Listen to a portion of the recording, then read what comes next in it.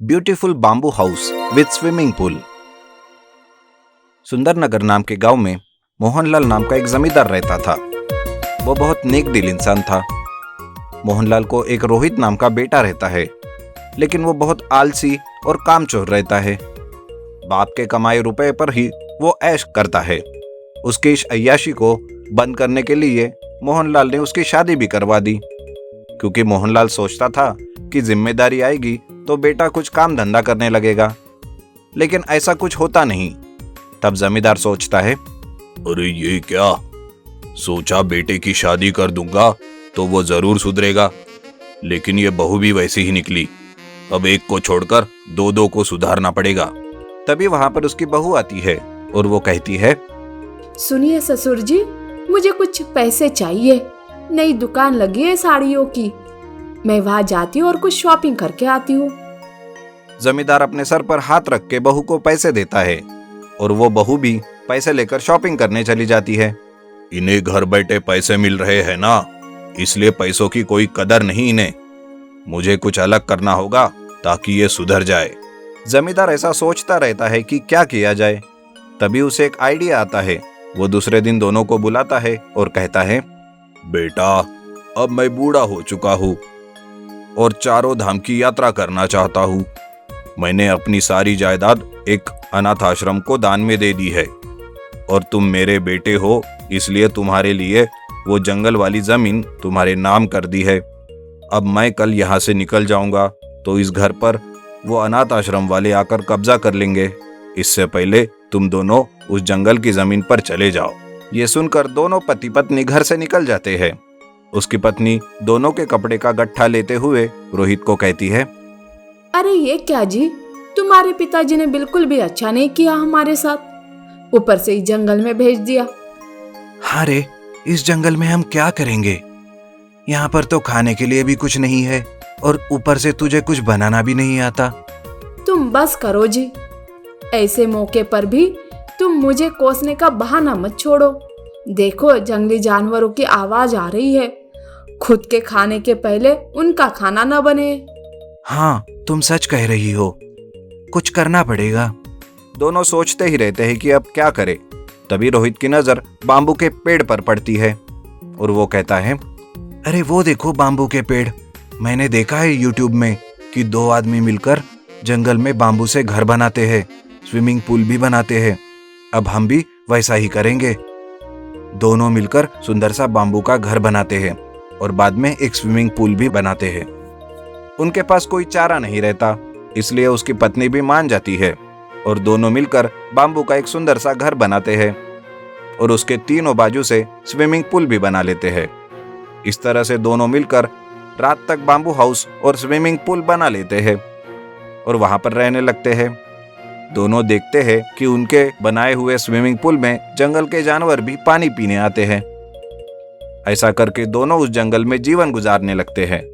रोहित रोज जाकर कुछ लकड़ियां जंगल से तोड़कर गांव में बेच कर आता और मिले हुए पैसों से अपना घर चलाने लगा। वो सोचता है, पिताजी ने सही कहा था, मुझे अभी पता चल रहा है कि मेहनत क्या होती है। जी हाँ, मैं भी आपके पागलपन में साथ देती थी, आपको समझाने के बजाय। कितने मूर्ख थे हम दोनों। पिताजी को कितना बुरा लगता होगा। पहले लगता था बेटा, लेकिन अब नहीं लगेगा। अरे पिताजी, आप इतने जल्दी आ गए यात्रा से? नहीं बेटा, मैं गया ही नहीं, मैं तो तुम पर नजर रख के था। रोहित और उसकी पत्नी पिताजी से माफी मांगते हैं और तीनों मिलकर वापस अपने घर चले जाते हैं। लेकिन हफ्ते में 4 दिन वो गांव में और 3 दिन वो जंगल के बाम्बू हाउस में रहने लगते हैं और अपना जीवन मेहनत करके गुजारने लगते हैं। Underground water aeroplane. लक्षद्वीप नाम का एक गांव समुद्र किनारे रहता है।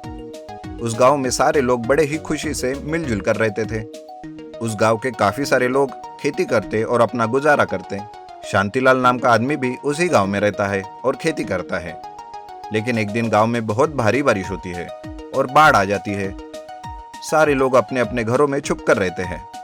दूसरे दिन जब तूफान थम जाता है, लोग अपने घरों से बाहर आकर देखते हैं तो उनकी सारी खेती बर्बाद हो चुकी रहती है। शांतिलाल भी अपनी खेती को देखकर परेशान हो जाता है उसकी समझ में नहीं आता कि करे तो क्या करे। पूरे गांव पर आफत जैसी आ जाती है। शांतिलाल समुद्र किनारे जाकर एक जगह बैठता है और सोचता रहता है कि आगे क्या करे।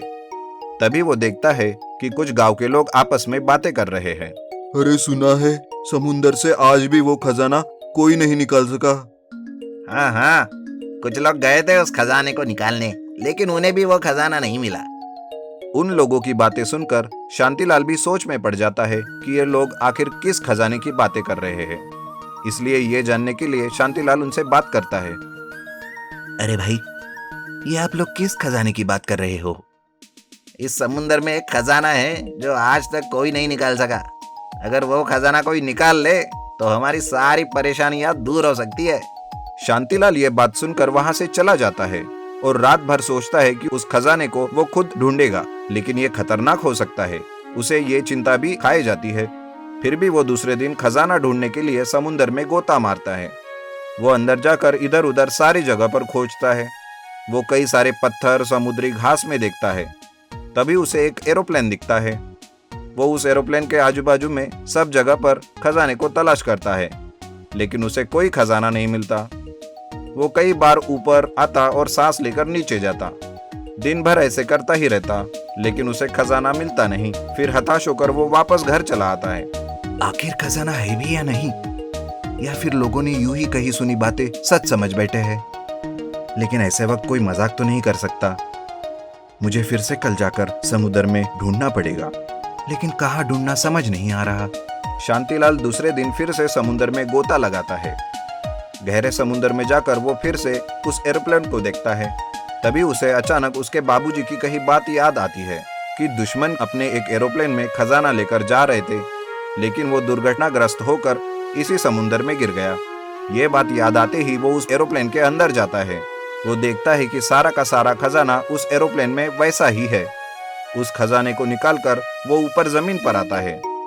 थोड़ी देर में उसे खजाना मिला ये पूरे गांव में पता चल जाता है और कुछ लोग वहां आकर कहते हैं, अरे अरे खजाना मिल गया, खजाना मिल गया भाइयों, अब हमारा सारा दुख चला जाएगा। हाँ हाँ भाइयों, ये खजाना बेचकर हम अपने गांव को ठीक करेंगे और सबका दुख भी दूर करेंगे। सारे गांव वाले शांतिलाल की तारीफ करते हैं और दूसरे ही दिन वो शहर जाकर उस खजाने को बेच देते हैं।